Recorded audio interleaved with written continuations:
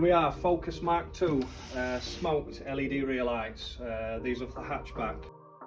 Let's open the box and see what they're like.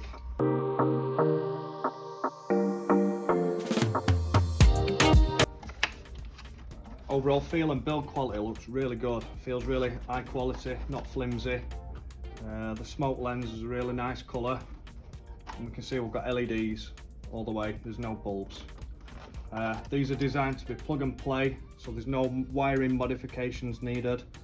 You've literally got a bayonet bulb here, what goes into your original bulb holder on the car, and the same here.